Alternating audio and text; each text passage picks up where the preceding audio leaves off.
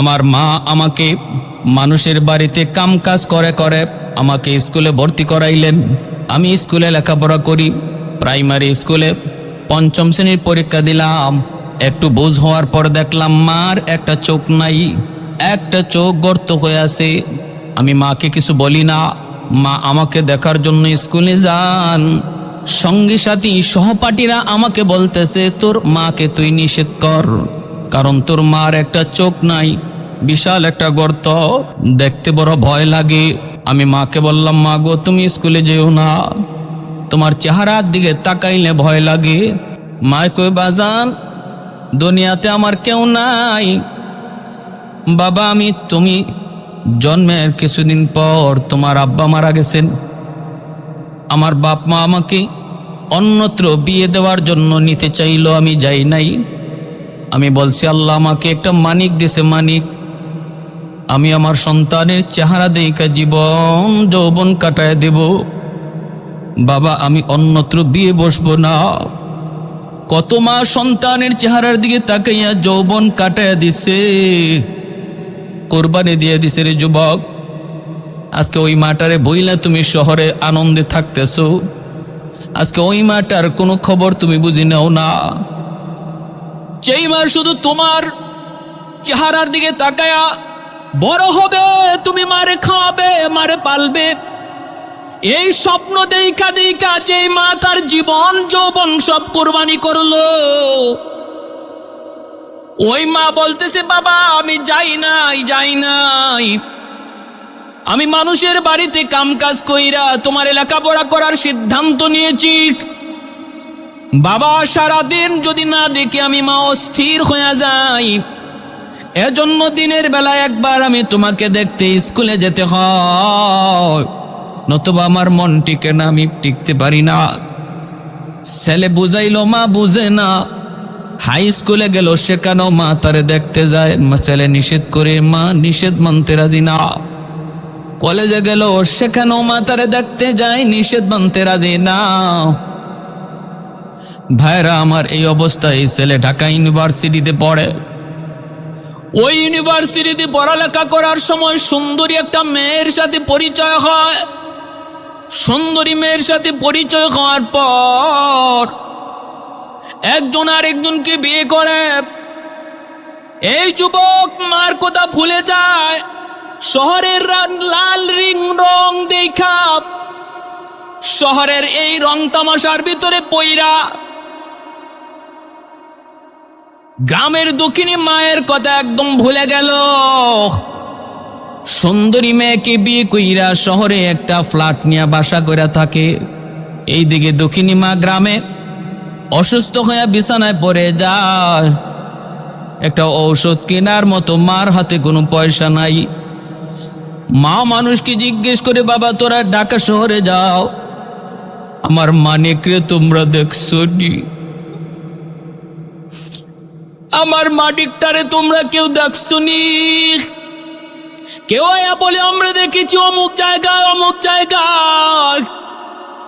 বাসার ঠিকানাটা লইয়া দক্ষিণী মা লাঠি দিয়ে বর দিয়া ঢাকা শহরে সন্তানরে খুঁজে বেড়ায়। বাসার সামনে যা যেই মাত্র নক করল, সন্তান দরজাটা খুইলা তাকে দেখে দক্ষিণী মা। দেখা মাত্র এই যুবক তখন কয়, মারে তুমি কেন আইসো? নাউজুবিল্লাহ, জোরে কন। এ মা তুমি কেন এখানে আইসো? স্কুল জীবনেও তুমি শান্তি দাও নাই, যত কইছি আইও না ততই তুমি আইস। তোমার চেহারাটার দিকে তাকাইলে ভয় লাগে, একটা চোখ নাই, বিশাল একটা গর্ত হয়ে আছে। আমার স্কুলের বান্ধবীরা বন্ধুরা তোমাকে নিষেধ করলো, নিষেধ মানো না। আমার সুন্দরী বউ যদি তোমারে দেখে ভয় পাবে, চেহারার দিকে তাকাইলেই ভয় পাবে। তুমি কি আমার শান্তি চাও না? তুমি কি আমার সুখ চাও না?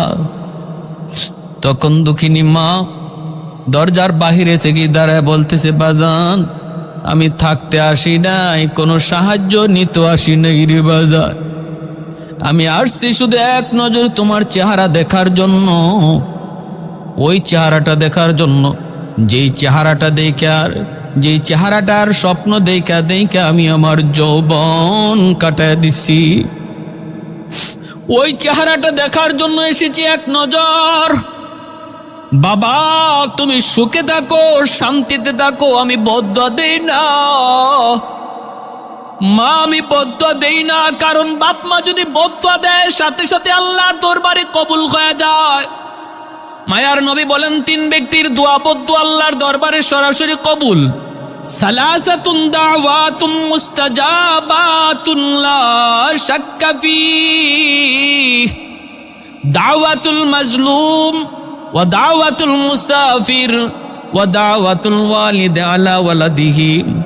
মজলুমের দোয়া বদদুয়া, মুসাফিরের দোয়া বদদুয়া, আর বাপ মার দোয়া বদদুয়া সন্তানের জন্য সরাসরি কবুল হয়ে যায়। মায় কইতেছে আমি বদদুয়া দেই না রে বাজান, তুমি সুখে থাকো, শান্তিতে থাকো। আসছিলাম শুধু এক নজর দেখতাম, দেখে গেলাম।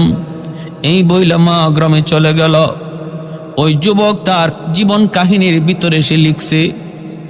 এরপরে বেশ কিছুদিন পর আমার গ্রামের পাশেই একটা গ্রাম, ওই গ্রামে একটা অনুষ্ঠান। ওই অনুষ্ঠানে আমাকে তারা প্রধান মেহমান করল, কারণ আমি একজন অফিসার মানুষ। আমারে প্রধান অতিথি করছে। আমি গেলাম সেই অনুষ্ঠানে। অনুষ্ঠান শেষ হওয়ার পর মনে মনে ভাবলাম পাশের গ্রামটাই তো আমার নিজের গ্রাম, মারে একটু দেখা যায়।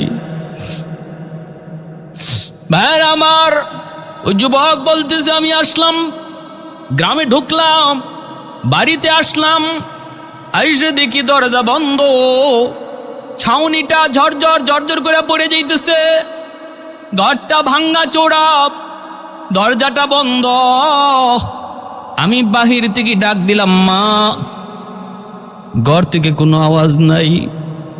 আবার ডাক দিলাম মা, ঘর থেকে কোনো আওয়াজ নাই। 3 বারের সময় একজন মহিলা দরজা খুলল। মহিলাটারে আমি চিনি না। সে আমাকে দেখে বলতেছে সাহেব, আপনি বুঝি এই বাড়ির সাহেব? বলে হ। মা কই তুমি কে? কয় আমি আপনার ফুফাতু বোন, আমি আপনারই এক ফুফাতু বোন। আমার ফুফু যান আজ 1 সপ্তাহ যাবৎ তিনি অসুস্থ, বিছানায়, মৃত্যুর সাথে পাঞ্জা লড়ে। আমি তার খেদমত করার জন্য এসেছিলাম। জীবনের শেষ টাইমে একটা ট্যাবলেট খাওয়ার মতো পয়সা আমার ফুফুর কাছে ছিল না, কিন্তু ওই সময়টা তো সে একটা চিঠি লিখছে, আর চিঠিটা আমার কাছে দেয়া গেছে। বলছে যদি কোনোদিন আমার মানিক আমার খোঁজে গ্রামে আয়, তোমরা আমার সন্তানের হাতে চিঠিটা পৌঁছে দিও। এই নেন আপনার মায়ের হাতের চিঠি। যুবক চিঠিটা হাতে নিয়ে চিঠিটা খুলল, কইলা দেখে মায়ের হাতের চিঠি। মার প্রথম বাসাটাই ছিল এমন, বাবা জানি না কোন দিন মার খবর নিতে গ্রামে আসবা, জানি না কোন দিন মার খবর নিতে আসবা। বাজান দুনিয়ায় জীবিত থাকতে একটা কবর, একটা কথা মা তোমাকে বলি নাই। আজকে মৃত্যুর আগে কথাটা কাগজে লিখে জানায় গেল। মার একটা চোখ ছিল না বিদায় তুমি মারে ঘৃণা করতা, কিন্তু একদিনও চিকাও নাই মাগো তোমার চোখটা গেল কোথায়। বাবা তোমার বয়স যখন 7 বছর টাইফয়েড জ্বর হয়, ডাক্তার বলেছিল তোমার একটা চোখ নষ্ট হয়ে গেছে, এই নষ্ট চোখটা উঠায় যদি আর একটা চোখ এখানে বসানো না হয় তোমার দোনোটা চোখ নষ্ট হয়ে যাবে। আমি ডাক্তারকে বলেছিলাম ডাক্তার আমি মার একটা চোখ নয়, আমার দোনোটা চোখ নিয়েও যদি আমার সন্তানের চোখ বাঁচানো যায়, আমি মার দোনোটা চোখ তুমি নিয়ে যাও।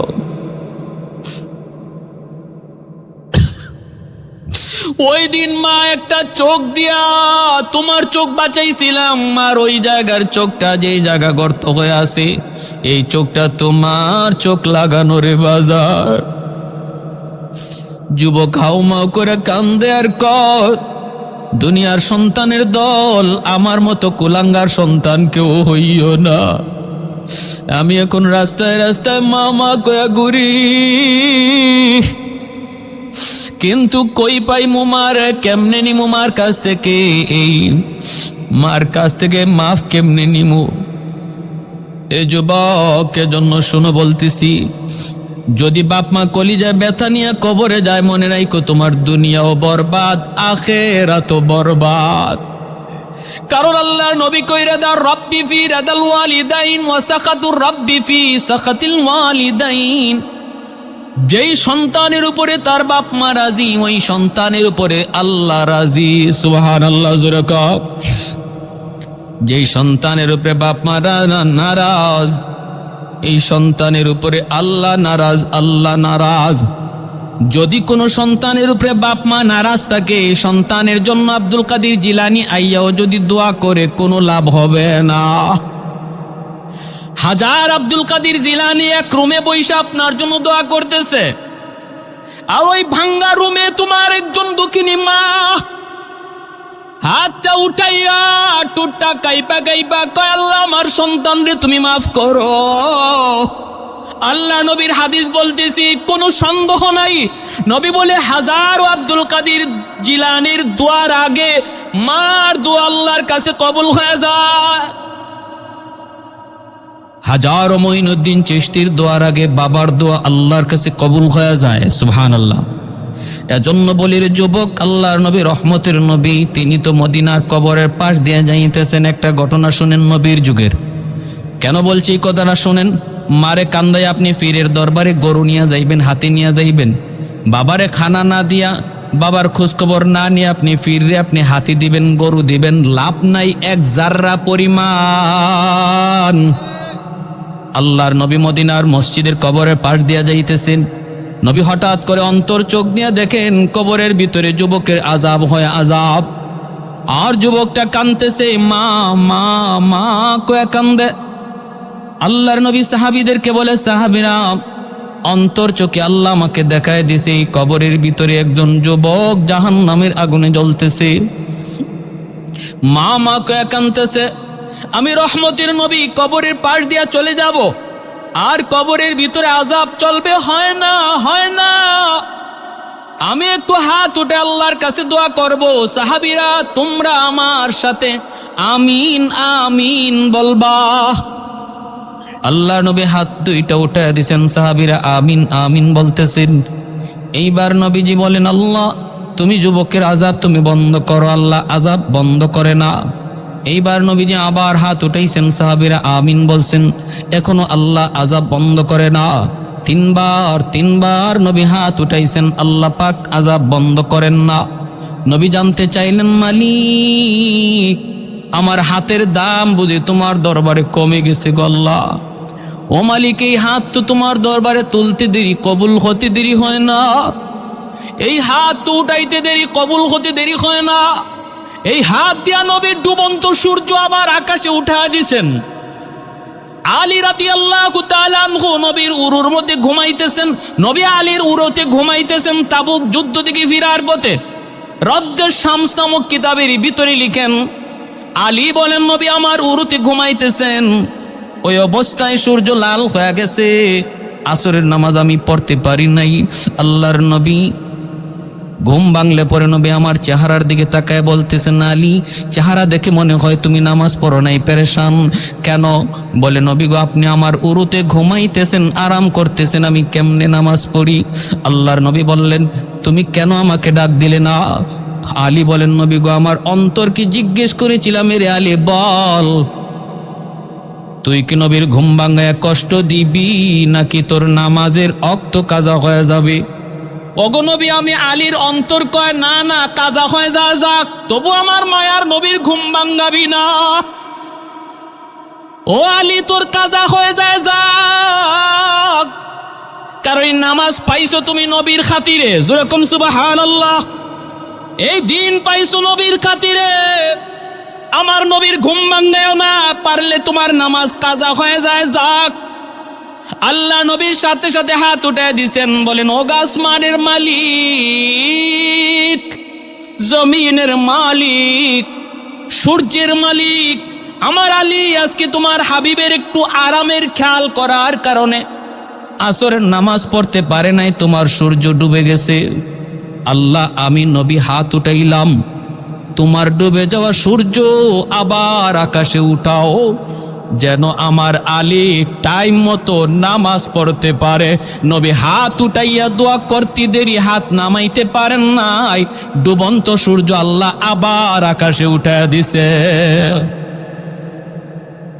अल्लाह अकबर। तकबीर में कलमा में नमाजों में जज़ा में, तकबीर में कलमा में नमाजों में जज़ा में, है नाम इलाही से मिला नाम मोहम्मद, है नाम इलाही से मिला नाम मोहम्मद।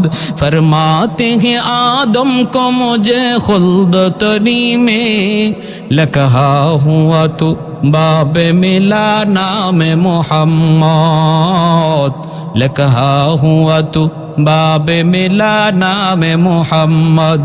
महबूब ने कहा सल्ले अला नाम मोहम्मद, आका की जिया दिल के जिला नाम मोहम्मद, आका की जिया दिल के जिला नाम मोहम्मद। একটু জোরে আল্লাহু আকবার। এজন্যই আল্লাহ নবী কয়, মালিক আমার হাতের দাম কি কমে গেল? যুবকের আযাব কেন বন্ধ করো না? আল্লাহ পাক জানে দিছে না বন্ধু, হাতের দাম কমে যায় নাই, গন্ডগোল অন্য জায়গায়। কোথায় গন্ডগোল? গন্ডগোল হলো এই যুবকের মা এখনো দুনিয়ায় জীবিত, মার মনে ভীষণ কষ্ট বন্ধু। মা তার মৃত্যুর সময় মাপ দেয় নাই, সন্তান মুমূর্ষ জান যায়, তখনও মার কলিজায় এত ব্যথা ছিল, মা সন্তানের মাপ দেয় নাই। সন্তান মারা গেছে, মার কলিজায় ব্যথা রাইকাই মাপ চাইয়া মার কাছ থেকে খুশি করেন নাই।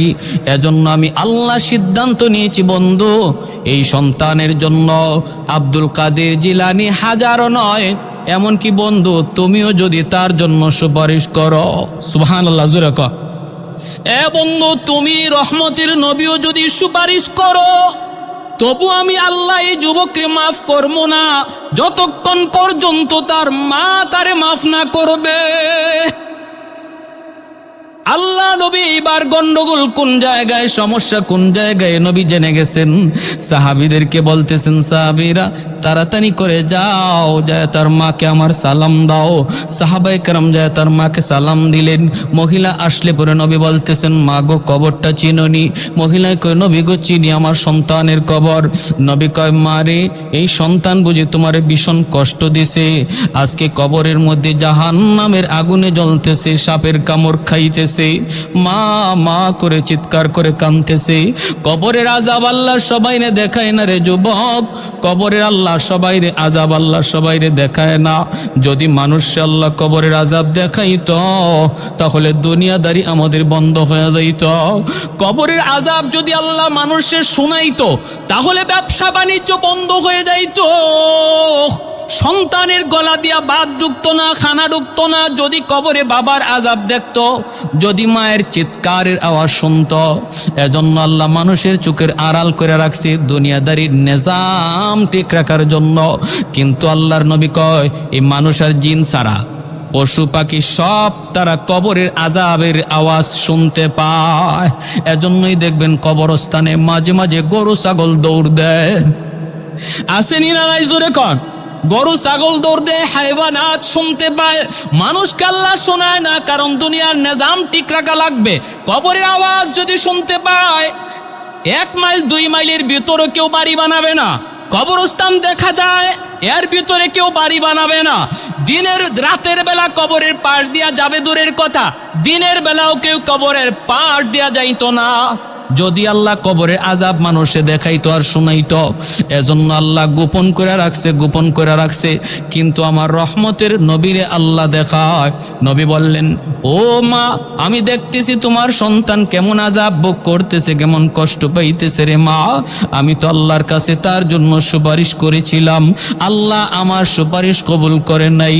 আল্লাহ বলেছে, তুমি মা যদি তারে মাফ না করো আমি রহমতের নবীর সুপারিশ আল্লাহ কবুল করবে না। ও মা, তুমি একটু মাফ করে দাও, সন্তান তো তোমার, 10 মাস 10 দিন তুমি পেটে নিয়েছো, কত রাত সন্তানের মাথার পাশে দাঁড়ায়া দাঁড়ায়া রাত কাটায় দিছ। অসুস্থ সন্তানের মাথার পাশে দাঁড়ায়া কত বাবা রাত কাটাইছে। কত বাবা, যুবক, আজ যেই বাবারে তুমি কষ্ট দিতেছ, এই বাবা কত রাত হাসপাতালে তোমার বেডের পাশে দাঁড়ায় কাটাইছে, হিসাব নাই। তোমার এই খবর নাই, খবর নাই। আজকে নিজের সন্তানের প্রতি যতটা দরদ, একটু চিন্তা করে দেখো, এতটা দরদ, এতটা ভালোবাসা তোমার বাপ মার অন্তর তোমার প্রতি রয়েছে। কারণ সন্তান যত বড়ই হয় বাপ মার কাছে কোনোদিন বড় হয় না। সন্তান বাপ মার কাছে সর্বদা বাবুই থাকে, ছোটই থাকে। এজন্য ভাইয়েরা মনে রাখবা, আল্লাহর নবী যখন মহিলাকে অনুরোধ করতেছেন, মহিলা মাথাটা নিচের দিকে দিয়ে দিছে, কথা কয় না। আল্লাহর নবী কয়, মারে তুমি তারে মাফ করে দাও। মহিলা মাথা নিচের দিকে দিয়া দিছে, আর কথা কয় না। নবী কয়, মা গো মাফ করে দাও। এইবার চেহারাটা উঠায়া চোখের পানি সাইরা কয়, না গো নবী, আমি এরে মাফ করমু না। ওগো নবী, আমার পিঠে এখনো মাইরের দাগ আছে। বউয়ের কথায় আমার পিঠে এখনো মাইরের দাগ, এখনো আগাদের ক্ষত শুকায় নাই। ওগো নবী, আমি কি আপনাকে আমার পিঠ দেখাবো? আল্লাহ নবীর চোখ থেকে দর দর করে পানি পড়ে নবী কান্দেন, সাহাবায়ে কেরাম কান্দেন। এই যে মদিনার জান্নাতুল বাকির সামনে দৃশ্য, আল্লাহ নবী কান্দেন, সাহাবীরা কান্দে। ওই অবস্থায় মায়ের নবী, রহমতের নবী দেখতেছেন মহিলা মাফ দিবে না, দিবে না, আর আল্লাহও মাফ করবে না। নবী পড়ে গেলেন বিপদে, কারণ নবী তো রহমতের নবী, উম্মতের সুপারিশকারী নবী। উম্মতের বিপদ দেখার পরও নবী এখান থেকে চলে যেতে পারেন না উদ্ধার না করে। এবার আমার নবী, রহমতের নবী, আল্লাহ মালিক, সন্তান বুঝিয়া মনে হয় আমি নবী তা জানতাম না। আমি আমার মা পাই নাই, আমি আমার বাবা পাই নাই, আর মা পাইয়া সন্তান বুঝি মার এত কষ্ট দেয়। মালিক, আমি এতটা জানতাম না। আল্লাহ, মার দিলটা শক্ত হয়ে গেছে, কেমন করে মার দিলটা নরম করি মালিক? তোমার কাছে একটা আবদার জানাই। আল্লাহ কয়, কি আবদার কও? আল্লাহ, আমি জানি বাপ মার দিল যত শক্ত হোক, যদি সন্তানের বিপদ নিজের চোখে দেখে বাপ মার দিল নরম হয়ে যায়। কারণ সন্তানের বিপদ বাপ মা সইতে পারে না। ও আল্লাহ, কবরের আযাবের দৃশ্যটা আমারে যেইভাবে দেখায়া দিছ, এইভাবে তার মারেও তুমি দেখায়া দাও। কারণ আমি নবীর বিশ্বাস, মা যদি নিজের চোখে দেখে সন্তানের সাপে কামড়ের দৃশ্য, আগুনে পোড়ার দৃশ্য, আর মা মা কয়া চিৎকার করার আওয়াজ যদি মার শুনতে পায়, মার দিলটা নরম হয়ে যাবে। মালিক, একটা আবদার করলাম, তুমি রাখবানি? আল্লাহ কয়, বন্ধু, তোমার এই আবদার আমি কবুল করলাম। সাথে সাথে আল্লাহ পাক কবরের আযাব মার চোখের সামনে আল্লাহ দেখায় দিছে। এইবার আযাব নবীও দেখে, মহিলাও দেখে, আর কেউ দেখে না। সাহাবীরা দেখেন না, মহিলা দেখতেছে কবরের ভিতরে তার সন্তানের আযাবের দৃশ্য। আর মা কয়া ডাকটা যেই কানে আসছে, সাথে সাথে দিলটা নরম হয়ে গেছে। কারণ রে যুবক, মনে রাখো, মারে 500 টাকা দিয়া তুমি শাড়ি কিনা দিবা, এর চেয়েও বেশি খুশি হয়ে যাবে যদি মারে আম্মা কয়া 5 বার ডাক দিতে পারো। এ যুবক, মুখ পইরা আব্বা কয়া ডাক দাও, বাবার দিল খুশি হয়ে যাবে। মুখ পইরা আম্মা কয়া ডাক দাও, মার দিলটা খুশি হয়ে যাবে। কারণ বাপ মারে আম্মা কয়া যত বেশি সন্তান ডাক দেয়, বাপ মার দিল তত বেশি খুশি হয়। যখনই বাপ মার দিলটা তুমি আম্মা আব্বা কয়া ডাক দেয়া খুশি করে নিবা। আর শাহজিমের মালিক কয়, বন্ধু জানে দাও, যেই মুহূর্তে তার বাপ মা তার উপর খুশি হবে, ওই মুহূর্তে আমি আল্লাহ তার উপর খুশি হয়ে যা। বাপ মার খুশির উপরে আল্লাহ খুশি, বাপ মার অসন্তুষ্টের উপরে আল্লাহ অসন্তুষ্ট। যেই মাত্র মা এই দৃশ্য দেখছে, তখনই মায় কই, নবী গো, ওগো নবী, আমার আল্লাহরে বলেন আযাব বন্ধ করতো, আমি আমার সন্তানের উপরে যত কষ্ট আছিল সব ভুলে গেলাম। মায় মাফ করতে দেরি হয়েছে, আযাব বন্ধ হতে দেরি হয় না। একটু জোরে কোন সুবহানাল্লাহ। লা ইলাহা ইল্লাল্লাহ, লা ইলাহা ইল্লাল্লাহ।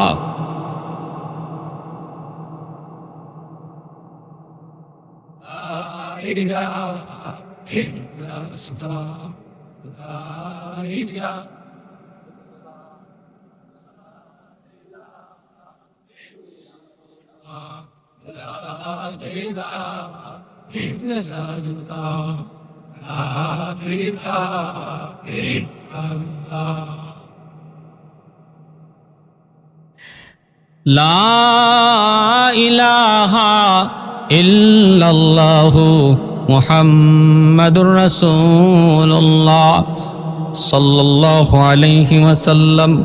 ভাইরা, আর লম্বা করতেছি না, 5টা আমলের কথা বলছিলাম। কয়টা? আমাদের বাপ মার জন্য সন্তান হিসেবে আমরা আমল করব কয়টা? 1 নম্বর, আসসালাতু লাহুমা, তাদের জন্য বেশি বেশি করে দোয়া করব, যেই দোয়াটা আল্লাহ কোরআনে শিখাইছেন, রাব্বির হামহুমা কামা রব্বায়ানি সগীরা। নামাজের মধ্যে এই দোয়া করব, নামাজের বাইরেও এই দোয়া করব। হাঁটতেছি, বাপ মার কথা ইয়াদ হইছে, রব্বির হামহুমা কামা রব্বায়ানি সগীরা। এই দোয়াটা শিখাইছেন কে? আর একটু জোরে কে? যিনি দরখাস্ত মঞ্জুর করবে। আমি চাকুরির জন্য দরখাস্ত দিছি, যে মালিকের কাছে, ফ্যাক্টরির মালিকের কাছে দরখাস্ত দিছি। এই মালিক যদি অসংখ্য প্রার্থীর ভিতরে একজনকে ডাক দিয়ে আইনা বলে যে তুমি কেন আসছো? বলে স্যার আপনার ফ্যাক্টরিতে চাকরি নেওয়ার জন্য। কি করবা? বলে দরখাস্ত দিমু। মালিক যদি বলে আমার কাছে দরখাস্ত লিখবা, আসো আমি তোমারে দরখাস্ত শিখাইয়ে দিই। সে যদি তারে দরখাস্ত শিখাইয়ে দেয় যে আমার কাছে দরখাস্ত এইভাবে এইভাবে লিখবা, তাহলে বোঝা গেল আর কেউ চাকরি হোক না হোক, ওরটা হবে 100%। ঠিক না? আল্লাহ বলে, সন্তান তুমি তোমার মা বাবার জন্য দোয়া করবা, আসো আমি আল্লাহ তোমারে দোয়া শিখাইয়ে দেই। আমার কাছেই তো দোয়া করবা, আমার কাছেই তো দোয়া করবা, আমি আল্লাহ শিখাইয়ে দেই কেমনে দোয়া করবা। বলো, রব্বির হামহুমা কামা রব্বায়ানি সগীরা। আল্লাহ পাক পবিত্র কোরআনের সূরা বনী ইসরাঈলের মধ্যে বলেন, ইম্মা ইয়াবলুগান্না ইনদাকাল কিবারা আহাদুহুমা আও কিলাহুমা ফালা তাকুল লাহুমা উফ ওয়ালা তানহারহুমা ওয়া কুল লাহুমা কাওলান কারীমা ওয়াকফিদ লাহুমা জানাহাদ যুল্লি মিনার রাহমা ওয়া কুর রাব্বির হামহুমা কামা রাব্বায়ানি সগীরা। আল্লাহর কাছে এই দরখাস্ত আমরা দিমু বাপ মার জন্য। এই দরখাস্ত লেখার সিস্টেম শিখায় দিয়েছেন কে? তাহলে এইভাবে দোয়া করলে আল্লাহ দোয়া কবুল করবে 100%। এই ইয়াকিন আছে তো ইনশাল্লাহ? এজন্য নামাজের মধ্যে দোয়া করব, নামাজের পরে ইমাম সাহেবের সাথে দোয়া করব। ইমাম সাহেব পড়বেন, হুজুর পড়বেন, আমিও মুখে মুখে পড়ব। রব্বির, শুধু আমিন বলবো না, আমিও মুখে মুখে পড়ব, রব্বির হামহুমা কামা রাব্বায়ানি সগীরা। ভাইরা বন্ধুরা, একটা বিষয়ের মধ্যে এত লম্বা করা যাবে না। 2 নম্বর হলো ওয়াল ইস্তিগফারু লাহুমা। আল্লাহর নবী কই 2 নম্বরে, যুবক বাপ মার জন্য বেশি বেশি করে দান সদকা করো। সুবহানাল্লাহ জোরে। নবী বলে বাপ মার জন্য দান সদকা করো, বাপ মার জন্য আয়োজন করো। এই যে আমার সেলিম ভাই এত সুন্দর একটা আয়োজন করেছেন, আল্লাহ নবীর হাদিসে এই আয়োজনের কথা, এই খরচের কথা বলা হয়েছে। যেরকম সুবহানাল্লাহ। এ যুবক, এই আয়োজনটার কথাই, খরচটার কথাই করা হয়েছে হাদিসে। বাপ মার জন্য তুমি খরচ করো, ধর্মীয় একটা আয়োজন করো, ধর্মীয় একটা ওয়াজ মাহফিলের আয়োজন করো, কিছু মানুষকে খাওয়ানোর আয়োজন করো, করো, খরচ করো। এই খরচটা যদি তুমি করো, আল্লাহ নবী ওই বনু তামিম গোত্রের যুবককে বলেন, তুমি খরচ করলা দুনিয়ায়, আর আল্লাহর সাথে সাথে খেদমত পৌঁছায় দেবে তোমার বাপ মার কবরে। যেন তুমি দুনিয়াতেই খেদমত করছো, তুমি যা চাইছিলা করতে, আল্লাহ তা কবরে পৌঁছায় দিবে। সুবহানাল্লাহ। ইনফাজু আহদিহিমা মিন বাদিহিমা। 3 নম্বরে নবী বলেন, মা বাবার যদি কোনো ওয়াদা থাকে, বাপ মার কোনো ওয়াদা যদি থাকে, কোনো মসজিদে, কোনো মাদ্রাসায়, অথবা কোনো প্রতিষ্ঠানে, অথবা কোনো ব্যক্তিকে কিছু দেওয়ার, হাদিয়া দেওয়ার ওয়াদা যদি থাকে, ওই ওয়াদাটা তুমি পূরণ করো। অথবা বাপ মার কোনো ঋণ যদি থাকে, ঋণ তুমি শোধ করো। এটা হলো সন্তানের উপরে বাপ মার পাওনা, বাপ মার ঋণ তুমি শোধ করো। এ ভাই, ঋণের ভিতরে সবচেয়ে বড় ঋণ হলো, তোমার বাবা যদি তোমার কোনো চাচার অংশ ঠকায় থাকে রে যুবক, বাবার নামে 10টা 20টা গরু জবাই করার আগে চাচার অংশ তুমি ফিরায় দাও, নতবা কবরের আগুন নিভবে না। বাবা যদি তোমার কোনো ফুফুর অংশ ঠগায় থাকে, অর্থাৎ তোমার বাবা যদি তার কোনো বোনের অংশ না দিয়া থাকে, তুমি যদি বাবার নেক সন্তান হও, কবরের আগুন নিবাইতে চাও, তুমি তাড়াতাড়ি করে তোমার ফুফুরে ডাকো, ফুফাতো ভাই বোন রে ডাকো, ডাইকে তুমি সম্পদ বুঝায় দাও। কারণ এই বাবা তোমার মহব্বতে পইরা এই অন্যায়টা করেছিল। আজকে আল্লাহ তোমারে সহি বুঝ দিছে, সম্পদ লইয়া বাবা কবরে যাইতে পারে নাই, তুমি ওই সম্পদ লইয়া কবরে যাইতে পারবা না। অতএব বাবা যদি কোনো অন্যায় করে থাকে কারো প্রতি, তুমি দ্রুত সেটা সমাধান করে বাবার কবরের আগুন নিবাও।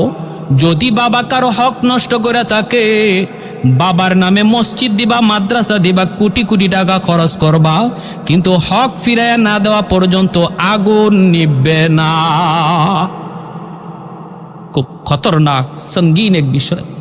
যদি কোনো হক তার দ্বারা নষ্ট হয়ে থাকে, সন্তান হিসাবে তুমি সেটা খুঁজে খুঁজে বের করে এটা আগে তাড়াতাড়ি শুট করো, তাড়াতাড়ি এই মামলা ডিসমিস করো। কারণ এই মামলার রায় আল্লাহ নিজের থেকে দিবেন না। আল্লাহ বলবেন, বান্দা আমি জানি না, কারণ এটা ওর বিষয়, এটা হক্কুল ইবাদ, এটা হক্কুল্লাহ, আমি আল্লাহর হক নয়। আমার একটা হক নষ্ট করেছো, যাও তোমার সন্তানের দানের খাতিরে মাফ করে দিলাম, কিন্তু এটা তো তুমি আরেক বান্দার হক নষ্ট করেছিলা। আজ আমি আল্লাহর আদালতে, সে যদি মাফ দেয় তাহলে আমি আল্লাহ তোমারে মাফ করে দিব। তখন আমার আপনার বাঁচার কোনো উপায় থাকবে? কারণ হাসরের মাঠে কেউ কারো মাফ দিবে না, কেউ কাউরে। আরে আমার এত আদরের স্ত্রী, যার জন্য জীবন, যার জন্য মরণ, সেই স্ত্রীটা পর্যন্ত হাসরের মাঠে বিপদে পড়ে বলবে, তুমি যে আমার স্বামী, আমি তোমার চিনি না। সন্তান বলবে, বাবা চিনি না, বাবা সন্তান রে বলবে চিনি না। এত বড় কঠিন হালত। ইনফাজু আহদিহিমা মিন বাদিহিমা সিলাতু। 4 নম্বরে নবী বলেন, সিলাতুর রাহমিল্লাতি লা তুসালু ইল্লা বিহিমা।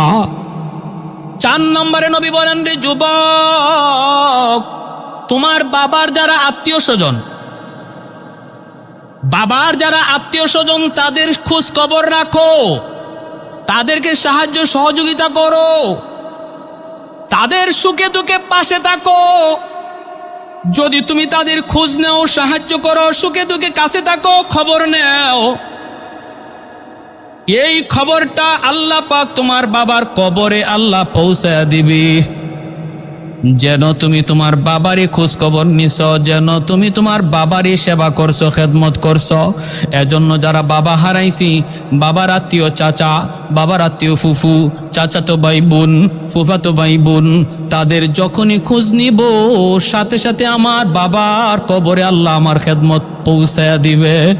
মা যাদের নাই দুনিয়ায়, যুবক বলতেছি শোনো, মারে কবরে তুমি সেবা করবা কেমনে? আমার নবী বলতেছেন, মার আত্মীয় যারা আছে, মার আত্মীয় মামা, মার আত্মীয় খালা, মামা তো ভাই, খালা তো ভাই বোন যারা আছে, নানা নানি, এদের খোঁজখবর নিবা। যখনই এদের পাশে যায় তুমি দাঁড়াবা, মনে রাখো আমার নবী বলতেছেন, যে নবী জীবনে মিথ্যা বলেন নাই, সাথে সাথে তোমার মার কবরে আল্লাহ তোমার সেবা খেদমত পৌঁছে দিবে। এজন্য আল্লাহ নবী বলতেছে, যুবক, সিলাতুর রাহমিল্লাতি লা তুসালু ইল্লা বিহিমা। 5 নাম্বার সর্বশেষ নবী বলেন, ইকরামু সাদিকিহিমা মিন বাদিহিমা।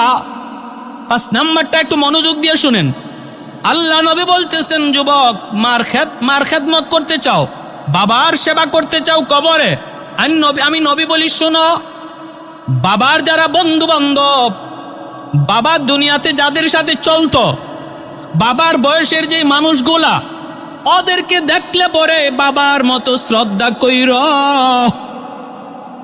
বাবার বয়সের মানুষগুলারে দেখলে বাবার মতো শ্রদ্ধা কইর। বাবা যাদের সাথে চলতো, বাবার বন্ধু বান্ধব, ওদেরকে পাইলে পরে বইল, চাচা 1 কাপ চা খায়া যান, চাচা আপনার ঈদের সময় একটা লুঙ্গি দিলাম, চাচা আপনাকে একটা গেঞ্জি দিলাম। কত জীবনভর আব্বার সাথে চলছেন, কতবার আপনাকে আমি আব্বার সাথে দেখছি, আজকে আমি আপনাকে দেখি কিন্তু আমার আব্বারে দেখি না। এই কথাটা বইলা চাচারে যখনই তুমি কিছু হাদিয়া দিবা, চাচারে একটু খুশি করবা, আল্লাহর নবী কয় সাথে সাথে তোমার এই সেবাটা আল্লাহ কবরে, বাবার কবরে পৌঁছে দিবে। মা যাদের সাথে চলতো, মার বয়সের যে মহিলা, তাদেরকে দেখলে মায়ের মতো শ্রদ্ধা কইর। ডাক দেয়া কাছে আইনো, মা, চাচি, কত কাল আপনি আম্মার সাথে চলছেন, আপনারে আমি কতবার আম্মার সাথে দেখছি, আজ আপনারে দেখি, মারে দেখি না। কতটা বছর হয়ে যায়, আম্মা বলে ডাকতে পারি না। চাচি একটু ঘরে আসেন, 1 কাপ চা খায়া যান, একটা পান খায়া যান। একটু হাদিয়া দিলেন, 500 টাকা দিলেন, 100 টাকা দিলেন। আল্লাহ নবী কয়, রে যুবক, যেই মাত্র তুমি তোমার মার বয়সের ওই মানুষটারে, মার ওই বান্ধবীটারে তুমি খুশি করবা, আল্লাহর সাথে সাথে তোমার এই খবর মার কবরে পৌঁছে দিবে। 5টা আমল নবী ভাবে বলছেন। 1 নাম্বার, বেশি বেশি দোয়া করো। 2 নম্বর, তাদের নামে দান সদকা করো। মসজিদ মাদ্রাসা বানাও, ওয়াজ মাহফিলের আয়োজন করো, গরিব দুঃখীরে খাওয়াও। 3 নাম্বার নবী বলেন, তারা যদি কারো কোনো হক নষ্ট করে থাকে, তুমি তাড়াতাড়ি করে হক পরিশোধ করো। 4 নম্বর নবী বলেন, মা বাবার আত্মীয় স্বজন যারা আছে তাদের খোঁজ খবর নিও। আমি তো বলি ডায়েরিতে একটু নাম লিস্ট করে নেও না রে ভাই, ডায়েরিতে একটু নামটা লিস্ট করে নাও, আত্মীয় স্বজনের নাম। সপ্তাহে 1 বার না পারো, 2 সপ্তাহে 1 বার হলো তাদের নাম্বার একটা কল করো। আল্লাহ তোমারে অনেক বড় বানাইছে। আজকে তোমার আত্মীয় স্বজন অনেকে অনেক গরিব, একটা ফোন দিলে পরে তাদের আত্মাটা খুশি হয়ে যাবে। তুমি ওই নাম্বারগুলোতে অন্তত ফোন দিয়া, চাচা কেমন আছো, খালা তুমি কেমন আছো, কলিজাটা খুশি হয়ে যাবে। আল্লাহ নবী কয়, এই খবর তোমার মার কবরে আল্লাহ নগদ পৌঁছায় দিবে। তুমি তোমার মার রক্তের মানুষগুলার খবর নিছো, মার কবরে আল্লাহ শান্তি পৌঁছায় দিবে। বাবার রক্তের মানুষগুলার খবর নিছো, বাবার কবরে আল্লাহ তোমার খেদমত পৌঁছায় দিবে। 5 নম্বরে আল্লাহ নবী বলছেন, বাবার বয়সের মানুষের সাথে বেয়াদবি কইরো না যুবক। সাদা দাড়িওয়ালা মানুষের সাথে বেয়াদবি কইরো না, তাদের কলিজায় ব্যথা দিবা, এই ব্যথাটা তোমার বাবার কবরে কলিজা দেয়া লাগবে। তাদের কলিজা খুশি করবা, বাবার কলিজা আল্লাহ খুশি করে দিবে। আমি মৌলবীর কথা বলছি না, আমার নবীর কথা বলছি। তাও এক যুবককে সামনে রেখে মায়ার নবী এত দামি ওয়াজটা করতেছেন। যে ওয়াজটা আমি আপনাদেরকে শুনাইলাম, এই ওয়াজটা নবী একজন শ্রোতাকে সামনে রেখা করছেন। যেরকম সুবহানাল্লাহ। ভাইরা বন্ধুরা, জন্য বলতেছিলাম, বলুন 5টা আমল করা খুব কঠিন না সহজ? আমরা কারা কারা করতে রাজি আছি? একটু হাত উঠে আল্লাহরে দেখা। আল্লাহ তুমি প্রতিটা হাতকে কবুল করো, মঞ্জুর করো। যে যুবকরা বুঝে না মালিক কষ্ট দিয়া লাইছে, আজ রাত ঘুমাইবার আগে আগে বাপ মারকে খুশি করার তৌফিক দান করো। একটা শেষমেশ হাদিস করে রাখতেছি, হাত নামান। নবী বলে, যেই যুবক রাতের বেলা বাপ মারে খুশি কইরা রাতে ঘুমায়, সকাল হইতে আল্লাহ তার জন্য জান্নাতের দরজা খুলে দেয়। আর যেই যুবক রাতের বেলা বাপ মার কলিজায় ব্যথা দিয়া ঘুমায়, ভালো করে জানে তার মার কলিজায় ব্যথা, বাবার কলিজায় ব্যথা। এমন কথা কইছে, মার কলিজায় যে আঘাত লাগছে, এমন কথা কইছে বাবারে, বাবার কলিজাটা কামড় দিয়ে উঠছে। এই পুরা মাপমা নিজেরা ঘুমাইতে পারে না, একজন আরেকজনের চেহারার দিকে তাকায় কান্দে। আজকে দুর্বল সন্তানের চেহারার দিকে তাকায় রইছে, সন্তানের পকেটের দিকে বাপমা তাকায় রইছে। যদি ঔষধ আনে তো পায়, কাপড় চোপড় আনলে পায়, নতুবা পায় না। বাবার কোমরের শক্তি নাই, গায়ের শক্তি নাই, সন্তানের দিকে তাকায় রইছে। এই সন্তান আমি যদি আজকে বাবার একটা শক্ত কথা কই, বাবা প্রতিবাদ করবে না, কিন্তু বিছানায় পড়া বালিশটা ভিজায় ভিজায় কানবে।